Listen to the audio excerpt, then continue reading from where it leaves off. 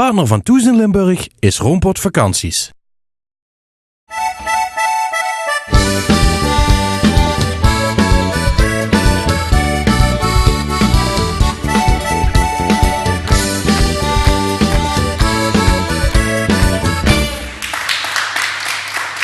Nou, dames en heren, welkom bij een nieuwe uitzending van Thuis in Limburg. Nog altijd het zomerse programma van TV Limburg vanuit de Weerterbergen in Weert.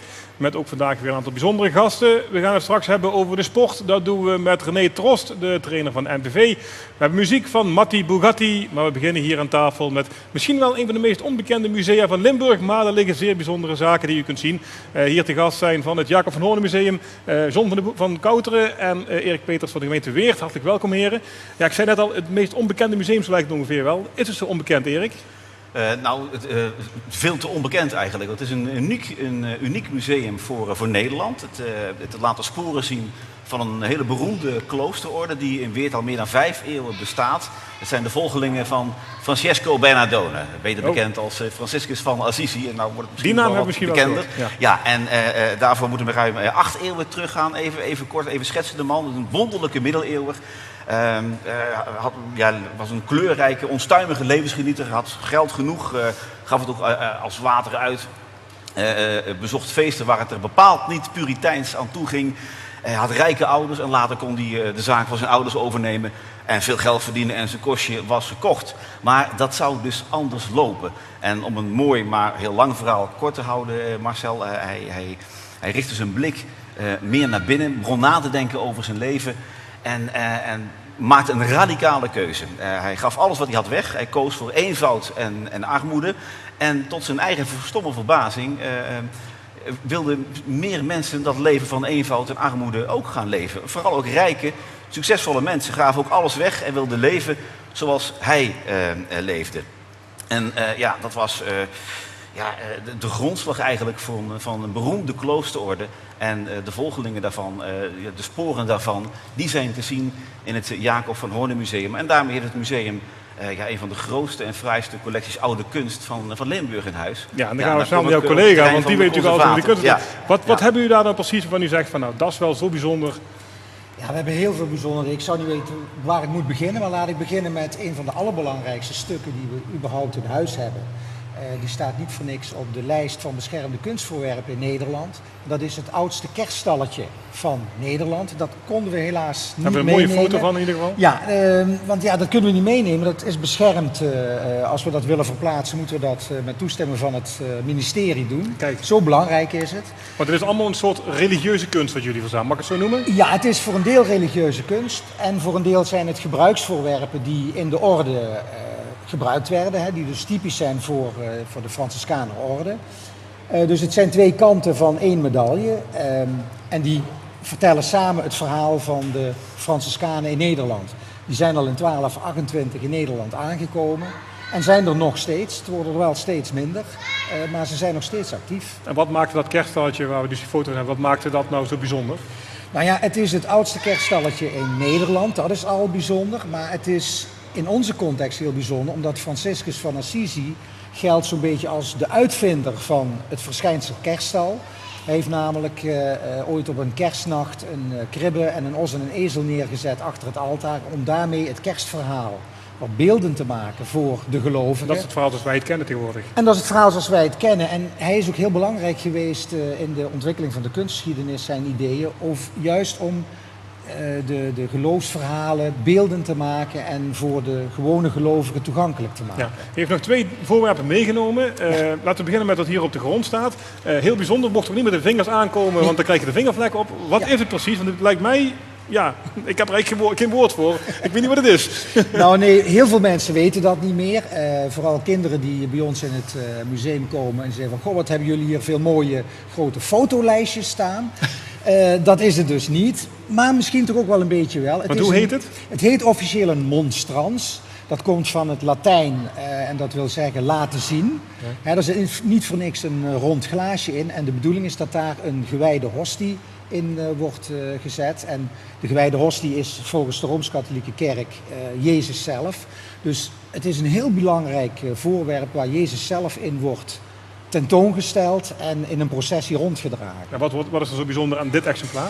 Nou, dit exemplaar is heel bijzonder omdat het een echt Franciscaanse monstrans is.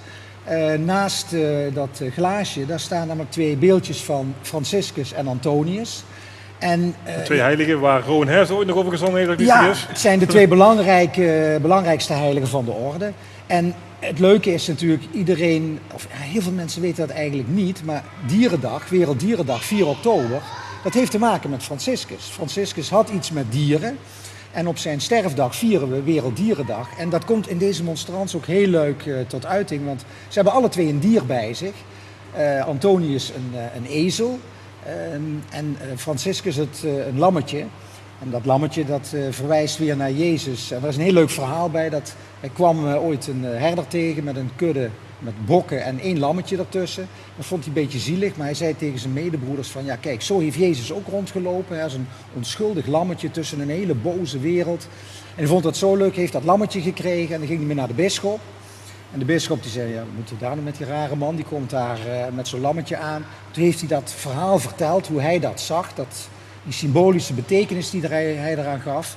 En toen vond de bisschop het wel goed. Maar ja, toen zat hij met dat lammetje en dat heeft hij toen maar aan de heilige Clara gegeven.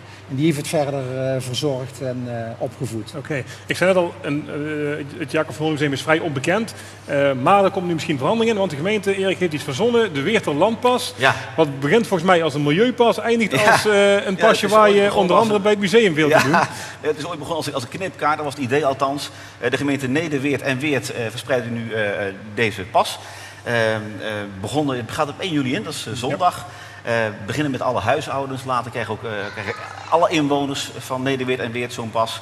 En op termijn ook toeristen die daarmee de regio gemakkelijker en vooral ook goedkoper kunnen bezoeken. Het moet een soort Airmaals-kaart worden als het ware, waar je overal mee terecht kunt. Gestart wordt in ieder geval met de Milieustraat en met het Jacob van Hoorn Museum. Want met deze pas, de houder ervan kan dan voor de helft van het geld, forse korting, het museum in. En in de zomermaanden, juli en augustus, mogen de mensen ook 1 introducee meenemen die onder dezelfde voorwaarden ook dat museum... Want hoeveel bezoekers komen er jaarlijks in het Jacob van Hoorn Museum? Heb je er enig idee van? Ja, in totaal komen er iets van 25.000 mensen. Maar dat is verspreid over het gewone museumbezoek, maar we hebben ook een aantal grote evenementen rond kermis en het Huis van Nicolaas. Ja. En samen levert dat de 25.000 bezoekers op. We gaan even naar het tweede voorwerp wat hij heeft meegenomen. Ik dacht, hij neemt een sigarenkistje mee, maar dit is toch iets meer bijzonder, geloof ik. Wat is dit precies? Ja, dat is eigenlijk een ballotagekistje. Een ballotagekistje? Ja, het was natuurlijk heel belangrijk voor de orde dat de mensen die binnenkwamen, dat die in orde waren. Die leuke woordspeling. Want ja, als ze eenmaal in de orde waren, kon je ze niet buiten zetten. Die was verantwoordelijk voor ze. Dus er werd heel strikt geselecteerd en in het klooster, het laatste klooster waar de kandidaat verbleef, werd er gestemd of men die kandidaat wel geschikt vond. En nou, als het dicht is, dan zie je dat er allemaal beschadigingen boven die gaatjes zitten. Nou, daar werden de namen van de kandidaten geprikt met een punaise. En dan pakte iedereen een boon. Als je dacht dat het een geschikte kandidaat was, kreeg hij een witte boon in zijn gaatje. Die hebben we hier ook in. Ja, als hij niet geschikt was, een bruine. En bij ernstige twijfel kreeg hij een echt. Nou, en ja, je ziet al, dat gaat al niet de goede kant op. Hij heeft een bruine boon in dus zijn wanneer die hierin zat, die is dus niet toegelaten te orde. Daar komt eigenlijk nee, nou in ieder geval het klooster besliste dat niet, maar dat werd wel een zwaarwegend advies. En dat ging dan naar het bestuur en die besliste dan uiteindelijk of iemand werd toegelaten of niet. Ja, daar zei u net al, het is een vrij onbekende collectie, maar een van de mooiste van Nederland, misschien wel van Europa. Hoe komt het dat dat dan in Weert gevestigd is? Ja, omdat daar al meer dan 5 eeuwen die beroemde kloosterorde zit. En het museum bestaat voor een groot deel uit voorwerpen van die beroemde kloosterorde. En er is geen enkel museum in Nederland die collectie heeft. Dus in die zin is het een uniek museum van Nederland en dat staat zomaar in Weert. Ja. En dan kan ik me voorstellen dat natuurlijk de jeugd zal zeggen van ja, het is me niet sexy genoeg. Dat is dan zo'n term die dan altijd geldt als het om exposities en musea gaat. Wat doen jullie eraan om het sexy te maken voor mensen die wat verder van het onderwerp afstaan? Nou, we hebben een hele leuke manier gevonden om de collectie wat toegankelijker te maken voor de bezoekers. Mensen tot 18 jaar hebben sowieso gratis toegang en die krijgen dan een podcatcher mee. Dat is zo'n apparaatje en dat kun je dan bij een plaatje houden en dan wordt dat geactiveerd en dan gaat daar een verhaal, wordt dan verteld. Op een hele leuke en losse manier worden toelichtingen gegeven op... Eigenlijk een audiotour als het ware. Ja. Het is een audiotour. Het is een audiotour, ja. Maar dan met verschillende mensen en op een toch wat speelse manier gebracht. Ja. Wat is nou de meest opmerkelijke reactie die u als conservator wel eens krijgt of heeft gekregen als een bezoeker de hele ronde gemaakt heeft door het museum? Dat ze laaiend enthousiast zijn. En, Ja, dat moet u natuurlijk zeggen, dat ben je conservator. Nee, maar dat is echt wat echt zo. gebeurd is, was een collega van mij die moest van zijn ouders naar het museum. En eigenlijk met zekere weerzin, want religie is allemaal maar niks. En uiteindelijk, hij riep mij aan en zei, ik moet je toch wel vertellen, ik ben daar geweest. En ik ben er meer dan een uur geweest. Ik moest weg, want het was sluitingstijd. Die had dit ding meegenomen. Jij zat meer dan 1 uur een audio op. En het museum moet daarmee een heel ander verhaal krijgen, een heel andere betekenis. Dus zo anders kan het museum maken. En wat je zei voor sectie, we hebben ook vorige week hebben wij voor jongeren, voor middelbare scholieren, hebben wij theatersport gedaan. En waarbij een artiest via theatersport het leven van Franciscus heeft uitgebeeld op een hele interactieve manier. Dus het was voor ons een experiment, maar dat is heel goed geslaagd. Nou, dankjewel. Ik zou zeggen, dus mocht u in de buurt zijn, ga even kijken bij het Jacob van Hoorn Museum. Dat brengt mij meteen ook bij de prijsvraag van vandaag, want we mogen weer een arrangement hier weggeven van de Weerterbergen. Kunnen dat misschien mooi combineren. En de vraag is dan vandaag, hoe heet het museum waar deze tentoonstelling waar we zojuist over gepraat hebben plaatsvindt? Weet u het antwoord? Stuur het dan naar redactie@tvl.nl en wie weet wint u wel een verblijf hier op de Weerterbergen en kunt u gaan kijken bij de heren in het museum. Dankjewel voor jullie komst naar de studio en maak er wat moois van, zou ik zeggen, deze zomer. Dank je. Wij gaan verder met muziek, want hij is hier helemaal van verre gekomen, Matti Bugatti.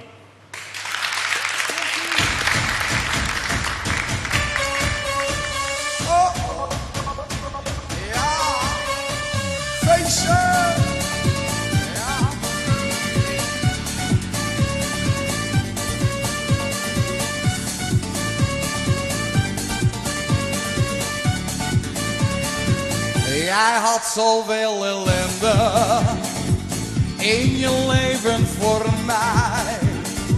Het was zwaar, maar je rende, ook al ging al het mooie voorbij. Terwijl geluk soms in dit zit, in dat zit, het kan me niet schelen. Zolang je gelooft, durf in mij te geloven, dan komt het allemaal goed. Kijk door mijn ogen en zie de zon weer schijnen. Zie alle kwaad verdwijnen. Ik zie wat jij niet ziet. Kijk door mijn ogen en zie het leven anders. Er is zoveel veranderd, dus lieve schat geniet. Laat je horen.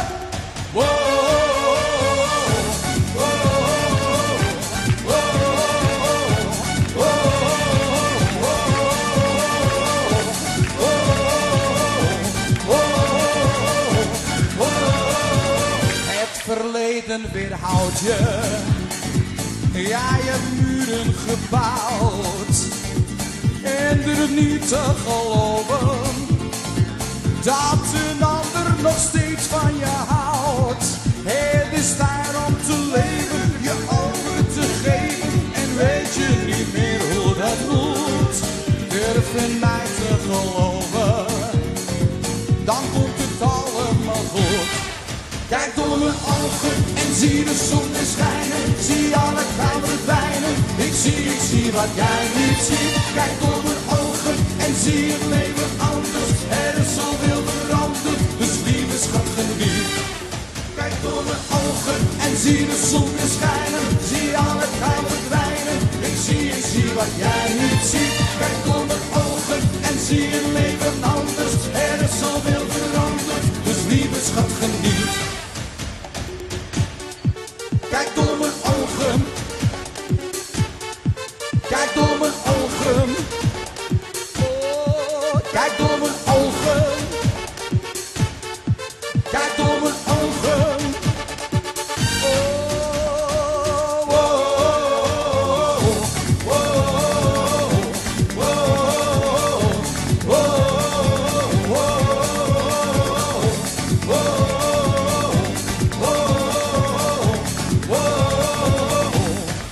Kijk door mijn ogen en zie de zon weer schijnen. Zie alle kwaad verdwijnen. Ik zie wat jij niet ziet. Kijk door mijn ogen en zie je leven anders. Er is zoveel veranderd, dus lieve schat geniet. Kijk door mijn ogen en zie de zon weer schijnen. Zie alle gouden verdwijnen. Ik zie wat jij niet ziet. Kijk door mijn ogen en zie het leven anders. Er is zoveel veranderd, dus lieve schat geniet. Yo! Dankjewel! Ja, dat was Matti Bugatti. En we gaan hier aan tafel verder met het volgende gesprek. En dat doen we met de trainer van MVV, René Tros. René, hartelijk welkom. Goedemiddag. Ja, Hollandse muziek, is dat voor jou? Ja, onder bepaalde omstandigheden ja. Wat heb je normaal in de auto aanstaan? Oh, wat rustiger. Wat rustiger? Ja. Klassiek? Bijna. Serieus? Ja, ik ben wel een fan van Bocelli, Andrea Bocelli. Andrea Bocelli. Ja. Oké, nou, dat is, ja, want Italië, hè, dat is een beetje jouw land volgens mij, of niet?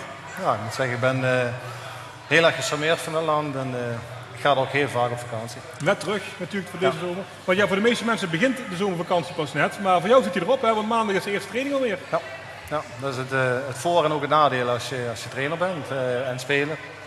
Dan is juni meestal de maand waarin je vakantie hebt en dan is het ook weer gedaan. Ja, daar gaan we zo meteen over praten. Eerst even over de vakantie, want jij bent de vaste bezoeker van Italië dus. Ja. Waar ga je heen?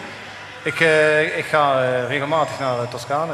Dat vind ik een prachtige omgeving. Beetje vergelijkbaar met Limburg, met Bergland. Het is gewoon een hele fijne omgeving waar ik me heel prettig voel, waar ik de knop kan omdraaien na een zwaar seizoen. En dat doe ik dan ook echt. Het is gewoon... En ga je dan naar de drukke toeristische gebieden of ga je naar een plekje waar je het uitzicht voor je alleen hebt? Precies. Dat laatste, Dat laatste, ja. Ik zoek niet de drukte op. Als ik het zou willen, dan kan dat. Maar ik wil dan ook echt mijn rust hebben, samen met mijn vrouw. En dat is voor mij de vakantie. En dat moet je zelf ervaren. Dat kun je ook bijna niet uitleggen. Dat je is had net een fantastische vergelijking. Je zegt, het dorpje waar ik dan naartoe ga, ja, zeg het maar zelf, dat lijkt op? Voor de mensen die mijn leeftijd hebben, het Keteldorp van Pietje Puk. Pietje Puk, ja, iedereen bekend natuurlijk. Denk ik. Ja. Want dat is ook... 1 bakker, 1 slager, Lekker 1 agent. 1 mens die op het kantoor werkt. Je kunt het zo gek niet noemen. Het is allemaal alles eentje. En iedereen weet alles van iedereen. Dus als ik s'avonds ergens gegeten heb, dan weten ze de dag daarna wat ik op het bordje heb gehad. Zo werkt het dan door. Ja. Wat doet een voetbaltrainer als hij... Want wat hebben jullie 4 weken of zo vakantie? Hoe lang is het? Ja, 3,5. 3? Ja. Wat doet een trainer dan? Wat doet René Tros dan? Zoals ik al zei, daar ga ik echt de knop omdraaien. Dat is gewoon nodig. En dat kan ik ook heel goed. Ik kan dan ook echt dat helemaal wegzetten. Om vervolgens weer die accu op te laaien. En zoals deze week nu ook wel langzaam te starten. Want dan kom je toch weer thuis en dan weet je dat daar een hele hoop werk weer ligt. Dus daar ben ik ook mee bezig. Maar ga je dan een boek lezen? Ga je naar het strand? Of hoe ziet jouw vakantie er een beetje uit dan? Nee, mijn vakantie is dan ook echt samen met mijn vrouw. En dat is... Wat je zegt, dat kan een boek zijn, alhoewel ik ben niet zo'n lezer. Maar gewoon lekker relaxen, eten, ook wat drinken, leuke plekjes bezoeken. Ja, gewoon relaxen, rust, knop omdraaien. Dat moet zij trouwens ook, dus zij heeft ook een zware baan. Dus wat dat betreft matcht dat prima. Is de voetbalwereld zo hectisch dat je die 3-4 weken ook echt nodig hebt om inderdaad de batterij weer op te laden, om alles te vergeten wat er het afgelopen seizoen geweest is? Ja goed, er zijn mensen die dat anders doen, maar ik heb dat wel nodig. Ja. En je merkt gewoon, zeker in mijn geval, als je maart, april, dan begint dat langzaam, dan begint dat herstel ook al langzaam. Je voelt dat het nog wel kan, die energie geven, maar langzaam begint dat leeg te raken. Dat heb je, ik denk dat ieder mens dat nodig heeft. De mensen die straks in juli, augustus vakantie gaan, die hebben dat ook nodig. Ja. Dus dat is niet anders. En dan heb je de pech dat er een EK is. Zit dan de voetbaltrainer toch nog de hele dag te zappen en alles te volgen? Nee. Ik ben sowieso geen tv-kijker. Ik hou helemaal niet van tv. Maar is dit ook radio, dus dat is geen probleem. Daarom, nee, maar ik bedoel, tuurlijk, laat ik het zo zeggen. Ik zou niet speciaal thuis blijven voor een wedstrijd. Maar als ik toevallig ergens in een barretje of zo daar een wedstrijd zie en het is gezellig, dan blijf ik. Maar heb je veel gezien dan? Of eigenlijk? Nee, ik heb eigenlijk helemaal niet zoveel. Ik heb Nederland een helft gezien tegen Denemarken. Oh, dat was net genoeg dan? Dat was net genoeg. En die andere wedstrijden heb ik ook maar 1 helft gezien. Ja. Dus wat dat betreft... Maar erger je dan wel over Nederland of is dat zoiets van, och ja, als ze het niet halen, halen ze het niet? Nou, ik kan me daar niet zo druk om maken. Ik bedoel, zo'n toernooi is gewoon een momentopname waarin je moet pieken. En ik vind Nederland daar toch wel niet zo sterk in. Oké, in Zuid-Afrika hebben ze het wel gekund, maar dan zijn landen als Duitsland, daar kan je toch meer respect voor opbrengen. Die staan er altijd. En dat vind ik dan wel weer knap. En die staan er nu dus ook weer. En Italië trouwens ook, die kunnen ook pieken op een toernooi. Maar uiteraard, je hebt natuurlijk wel gevolgd hoe het met Nederland gegaan is. Je kent Bert van Marwijk natuurlijk goed. Ja. Hij krijgt nu heel veel kritiek. Wij vinden het allemaal zwaar onterecht, maar hoe vind jij het? Ja, dat vind ik ook. Het kan nooit zo zijn, die man die heeft zo'n resultaten gehaald. Alleen hij heeft gewoon de pech dat op een moment supreme het op de een of andere manier niet lukt. En dan weet je, dan is de trainer het hoofd van Jut. Dat is bij de bondscoach zo. En dat is bij mij niet anders als het fout zou gaan. Dan is de trainer de eerste aangewezen persoon. En ik weet ook zeker dat een type als Bert van Marwijk ook die verantwoordelijkheid zal nemen. Dus wat dat betreft ben ik daar niet zo bang voor. Ja. En dan loopt de zomervakantie ten einde, ook voor jouw spelers. Hoe ziet daar die eerste training eruit? Is dat dan een bosloopje en flink adem? Of is dat toch een beetje rustig aan beginnen? Ja. Nou ja, goed, het is gewoon belangrijk in de voorbereiding dat je blessurevrij blijft. En dan heeft het geen zin om direct van de eerste dag aan als een gek tekeer te gaan. Dat is moeilijk uit te leggen, maar een speler kapot maken, dat is niet zo moeilijk. Daar heb je 2 dagen voor nodig en dan is het zover. Maar het is juist belangrijk om ze heel te houden. En een voorbeeld, als je vorig jaar hadden we de pech dat een speler als Michael Rosa in de eerste beste oefenwedstrijd een blessure opliep, waardoor hij de hele voorbereiding gemist heeft. Ja, dan loop je dus het hele seizoen erachteraan. En dat is juist wat we niet moeten hebben. Dat zich later in het seizoen op Dan wil je aanhaken. Die voorbereiding is zo belangrijk om alles mee te kunnen doen. En dus is het ook belangrijk om zeker niet te gek van start te gaan. Ja. En dan gaan al die spelers natuurlijk ook 3 weken lang feesten. Tenminste, ik mag aannemen dat de meesten dat wel zullen doen. Die gaan naar Ibiza. Ik hoorde hier al Florida allemaal voorbij komen. Dus lekker genieten van het leven. Staat dan de trainer op de eerste training toch te kijken hoe het met de bierbuikjes en zo is? Ja, er zijn wel afspraken gemaakt. Er zijn afspraken gemaakt over het gewicht waarin je terug moet komen. Er is een eindmeting gedaan. Er zijn ook afspraken gemaakt over het vetpercentage. Dus, en je mag er 1 kilootje bij hebben. Zoiets, maar dan houdt dat soort marges hebben ze dan. Dat is ook goed. Ik bedoel, die knop moet ook om. Maar het is wel de bedoeling dat je daar niet... want je pakt je alleen maar zelf. Ik bedoel, als jij daar veel te zwaar en met veel te veel vet weer moet beginnen. Ja, dat wreekt zich dadelijk weer. En eigenlijk maak ik me daar ook niet zo druk om. Ik denk dat heb je het ooit meegemaakt als trainer? Dat je een speler op bezoek kreeg waar je toch zei van... vriend, ga eerst maar op de loopband staan. Nou, dat is zeker wel een keer gebeurd. En dat betekent dat voor zo'n jongen ook extra werk. Alleen dat is weer het gevaar. Dan is hij toch weer meer kwetsbaar. En uiteindelijk is het gewoon belangrijk dat hij fit blijft. Ja, en snappen ze dat ook wel? Ik bedoel, ik kan me voorstellen als ik 17, 18 ben... dat ik denk, ja trainer, ik kijk wel uit en het komt wel goed. Ja. Maar die weet je wat is, als je die leeftijden hebt, dan kun je dat ook. Toen ik 18 was, kon ik bij wijze van spreken ook 3 keer naar een frituren gaan. En dan kwam je ook niks bij. En dan hoef ik maar naar een gehaktbal te kijken. En ik moet echt oppassen. Je merkt dat je ouder wordt en dat je gewoon veel meer ervoor moet doen ook. Ja. Dus wat dat betreft zal dat ook minder snel bij hun gebeuren. Maar ik denk bij de generatie van vandaag is het ook niet meer zozeer beveel is beveel. Dat was in mijn tijd zo, maar dat gaat niet meer. Eigen verantwoordelijkheid. Je moet mannen eigen verantwoordelijkheid geven en ze ook min of meer overtuigen. En als je dat kunt, als je ze kunt overtuigen, dan gaan ze vanzelf ook die kant op waar je ze naartoe wilt hebben. Ja. Even over je selectie, want er zijn wel wat wisselingen. Laten we beginnen met een paar nieuwkomers. We hebben onder andere een jongen uit België gezien. En deze week komt ook de naam van jonge heer Rutjes erbij, die van Sparta overkomt. Wat voor spelers heb je erbij gekregen? Nou ja goed, laat ik vooropstellen dat wij nog wel een aantal spelers nodig hebben. Hè, om weer het aantal spelers te hebben waarmee je het seizoen in kunt gaan. Maar ik moet zeggen, de transfers die wij gedaan hebben, dat zijn stuk voor stuk in onze ogen echt goede transfers van NVV. Hè. Ja. Laten we beginnen met Nathan Rutjes. Wat is dat voor speler? Ja, Rutjes is een jongen die wij echt zochten. We hadden sowieso een opvolger voor Tom Dame nodig. En Rutjes is denk ik, zal een waardige opvolger kunnen zijn. Heeft zeker dezelfde voetballende kwaliteiten, maar is ook nog een man die laten we zeggen, het letterlijke schaafwerk zeker niet schuwt.